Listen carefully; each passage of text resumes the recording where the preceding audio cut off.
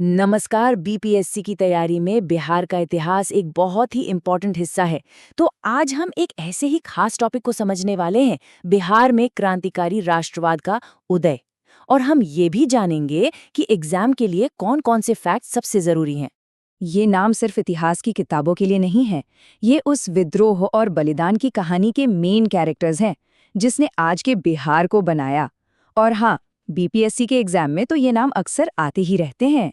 तो ये है आज का हमारा प्लान। हम बेसिक से शुरू करेंगे, फिर आंदोलन के दो मेन फेजेस को देखेंगे, उसके बाद कुछ हाई यील्ड फैक्ट्स पर नजर डालेंगे और आखिर में कुछ प्रैक्टिस सवालों से अपनी तैयारी को चेक करेंगे। तो आखिर ये आंदोलन था क्या? चलिए सबसे पहले इसका बैकग्राउंड सेट करते हैं। देखिए, जो मेन स्ट्रीम पॉलिटिकल मूवमेंट चल रहे थे, ये उनसे काफ़ी अलग था। ये एक तरह का अंडरग्राउंड एफर्ट था, जिसे वो युवा चला रहे थे जिनका मानना था कि ब्रिटिश राज के खिलाफ सीधी और जोरदार कार्रवाई करनी चाहिए। ठीक है, तो चलिए पहले फेज में चलते हैं। यहाँ से एग्जाम के लिए सीधे सीधे सवाल बनते हैं, इसलिए नामों और तारीखों पर खास ध्यान देना है। यही इस आंदोलन की नींव है। ये टाइमलाइन उन शुरुआती चिंगारियों को दिखाती है जिनसे बिहार में क्रांति की आग भड़की। चलिए इनमें से कुछ खास घटनाओं को थोड़ा और करीब से देखते हैं। मुजफ्फरपुर बम कांड 1908, ये तो बीपीएससी का एक क्लासिक क्वेश्चन है। टारगेट थे जज किंग्सफोर्ड, लेकिन गलती से बम किसी और की बग्घी पर गिर गया।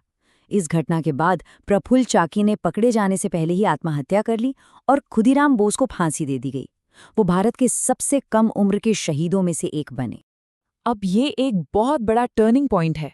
यहाँ से आंदोलन सिर्फ व्यक्तिगत बहादुरी से हटकर ऑर्गेनाइज्ड सीक्रेट सोसाइटीज की तरफ बढ़ता है। ये एक नया चैप्टर था। अनुशीलन समिति को ऐसे समझिए जैसे ये सीक्रेट स्टडी सर्कल्स का एक नेटवर्क था, लेकिन यहाँ स्कूल की पढ़ाई नहीं बल्कि क्रांति की पढ़ाई हो रही थी।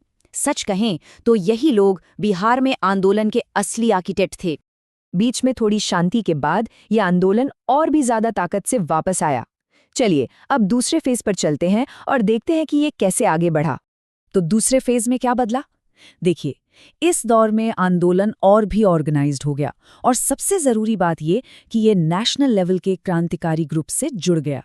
मतलब अब आंदोलन सिर्फ बिहार तक ही सीमित नहीं था। ये एचएसआरए जैसे एक बहुत बड़े नेशनल नेटवर्क से जुड़कर और भी पावरफुल हो रहा था।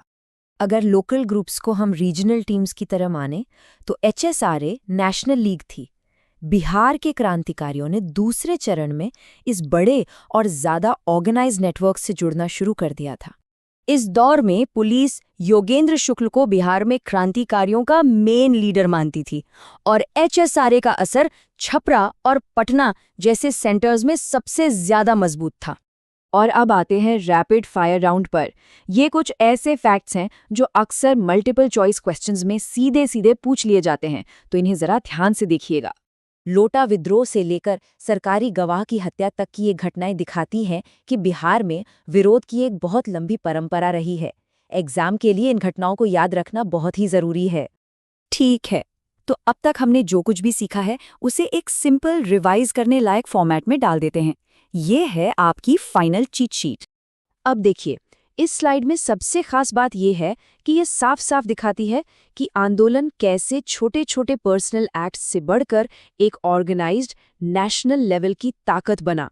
ये कंपैरिजन आपको एग्जाम में आंसर लिखने में बहुत मदद करेगा। चलिए अब देखते हैं कितना याद रहा। मैं एक सवाल पूछूंगा, सोचने के लिए थोड़ा वक्त दूंगा और फिर हम सही जवाब देखेंगे। तैयार हैं? सही जवाब है शचीन्द्र नाथ सान्याल। याद रखिएगा, ये पहले चरण के एक बहुत ही इम्पॉर्टेंट ऑर्गेनाइजर थे। और इसका सही जवाब है योगेंद्र शुक्ल।